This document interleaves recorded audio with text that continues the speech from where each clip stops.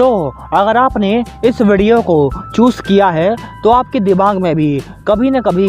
ये ख्याल ज़रूर ही आया होगा कि जो एरोप्लेन्स होते हैं, यानी कि हिंदी में जिन्हें हम हवाई जहाज़ कहते हैं, आखिर वह एरोप्लेन्स हमेशा ही एल्यूमिनियम या फिर उसके अलॉय के ही क्यों बनाए जाते हैं। कभी भी एरोप्लेन्स को लोहे का यानी कि आयरन का आखिर क्यों नहीं बनाया जाता है। और आज तक आपने इस दुनिया में जितने भी एरोप्लेन्स के बारे में पढ़ा और सुना होगा, वो सभी एरोप्लेन्स एल्यूमिनियम या फिर उसके अलॉय के बनाए जाते हैं। और आपने आज तक किसी भी ऐसे एरोप्लेन का नाम नहीं सुना होगा जो कि लोहे से बनाया गया हो। तो आज के इस वीडियो में हम आपको कम्प्लीटली एक्सप्लेन करने वाले हैं कि आखिर कोई भी एरोप्लेन जो होता है वह लोहे का यानी कि आयरन का क्यों नहीं बनाया जाता है।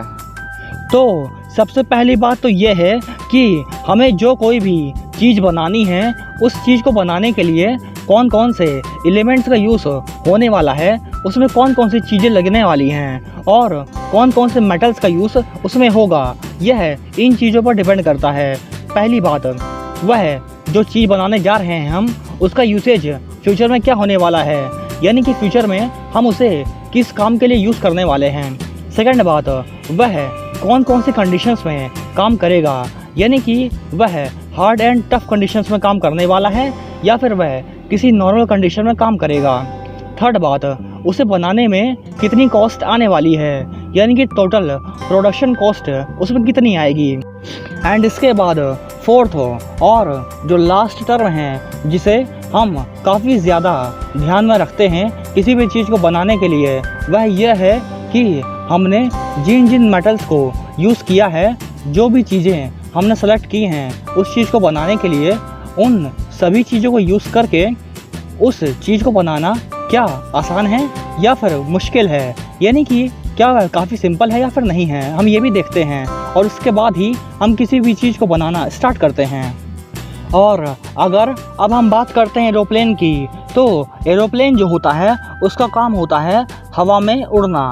और उड़ने के साथ ही उसमें जो भी पर्सन होते हैं और उनका जो भी सामान होता है वह लॉजिस्टिक्स को और इंसानों को एक जगह से दूसरी जगह तक काफ़ी स्पीड के साथ पहुंचा देता है। लेकिन जब वह हवा में बहुत ही ज़्यादा स्पीड के साथ उड़ता है तो इतनी स्पीड की वजह से उसके जो बाहर का मेटल होता है एरोप्लेन का, वह एयर के मॉलिक्यूल्स के साथ फ्रिक्शन करता है, यानी कि उसका जो मेटल होता है एरोप्लेन का, उसका काफ़ी तेज़ घिसाव होता है हवा के साथ। और इस फ्रिक्शन या फिर घिसाव की वजह से उसमें जो टेम्परेचर होता है एरोप्लेन की बॉडी पर काफ़ी तेज़ हो जाता है। और इतनी ज़्यादा हाइट पर जो आसमान का टेम्परेचर होता है उस एरोप्लेन के आसपास का, वह काफ़ी कम होता है। और इसी वजह से जो एरोप्लेन की बॉडी होती है उसे काफ़ी बड़ी रेंज सहनी पड़ती है टेम्परेचर की, क्योंकि इतनी हाइट पर टेम्परेचर बहुत कम होता है। और दूसरी तरफ जब वह हवा के साथ रिसाव करता है तो उस समय पर उसका टेम्परेचर काफ़ी हाई हो जाता है, तो हाई और लो टेम्परेचर उसे एक साथ ही सहना पड़ता है इतनी हाइट पर। और इतनी ज़्यादा हाइट पर जो मॉइस्चर होती है या फिर जिसे हम नमी कहते हैं, वह भी बहुत कम होती है। और जो एरोप्लेन होता है उसका वज़न भी हमें ये देखना पड़ता है कि कम होना चाहिए, ताकि कम से कम इंजन की पावर पर वह ज़्यादा स्पीड पकड़ सके और हाई स्पीड पर उड़ सके। और हम ये भी देखते हैं कि जो एरोप्लेन है उसमें कम से कम फ्यूल की खपत हो, यानी कि वह कम फ्यूल पर काफ़ी ज़्यादा डिस्टेंस ट्रैवल कर पाए। और कुल मिलाकर हमें कई सारे फैक्टर्स पर ध्यान देना पड़ता है और उसके बाद ही हम किसी भी चीज़ को बनाते हैं। ठीक इसी प्रकार से एरोप्लेन में भी यही होता है, हमें कई सारे फैक्टर्स पर ध्यान देना पड़ता है और उसके बाद ही एरोप्लेन को बनाया जाता है। और अब हम इस बारे में देखते हैं कि आखिर हम एरोप्लेन को बनाने के लिए लोहे का इस्तेमाल क्यों नहीं कर सकते हैं।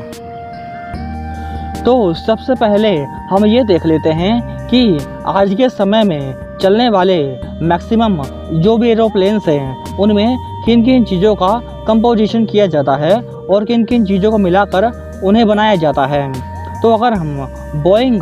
का एग्जांपल लेते हैं, जो कि बोइंग बनाने वाली कंपनी है जो एरोप्लेन्स बनाती है, उसमें अगर हम बॉडी की बात करें कि वह एरोप्लेन की बॉडी को कौन कौन से मेटल से मिलाकर बनाती है, तो उसमें पहला है फाइबर ग्लास, सेकंड है एल्यूमिनियम, थर्ड है carbon laminate composition, fourth number carbon sandwich composition and fifth number जो है वह है एल्यूमिनियम या फिर स्टील या टाइटेनियम।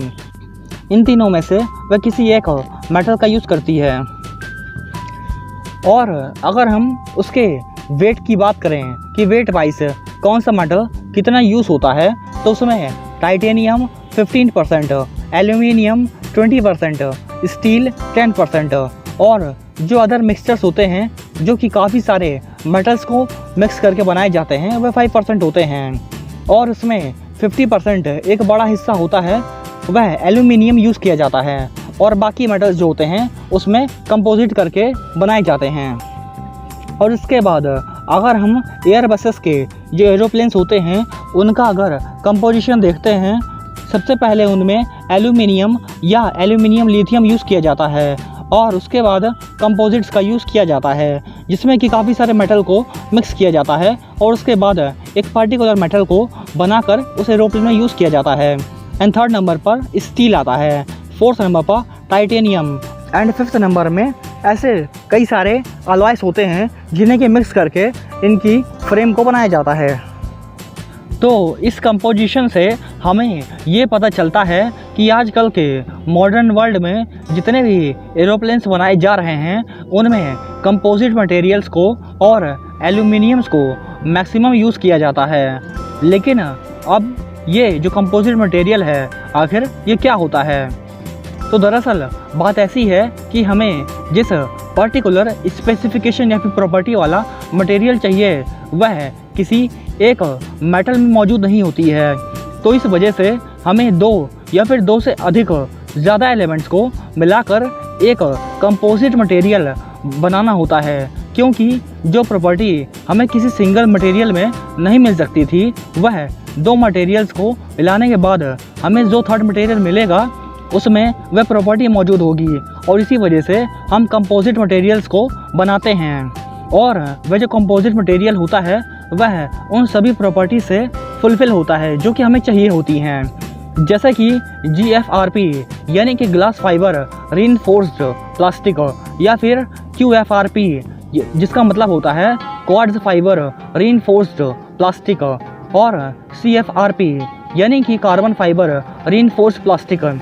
और ये जो कुछ मटेरियल्स हैं इन्हें हम कंपोजिट मटेरियल कहते हैं जिन्हें कि हम एरोप्लेन्स में यूज़ करते हैं। और इसमें जो कार्बन फाइबर होता है उसको प्लास्टिक के साथ या फिर ग्लास को फाइबर और प्लास्टिक के साथ मिक्स करके किसी एक स्पेसिफिक टेक्निक से मिलाया जाता है और उसके बाद ही ये फाइबर जो ग्लास होते हैं वे बन पाते हैं। और ये जो ग्लासेस होते हैं ये वज़न में काफ़ी हल्के होते हैं और आयरन से ज़्यादा अच्छे होते हैं और इनमें अपनी एक अलग ही स्पेशल क्वालिटी पाई जाती है। और अगर हम बात करते हैं आयरन या फिर लोहे की तो उसमें कुछ ही दिनों में जंग लग जाता है और ये चीज़ तो आप सभी ने एक्सपीरियंस ही किया होगा। और वहीं अगर हम बात करते हैं इन कंपोजिट मटेरियल की तो इन कंपोजिट मटेरियल में कभी भी जंग नहीं लगता है और मजबूती में भी ये काफ़ी आगे होते हैं।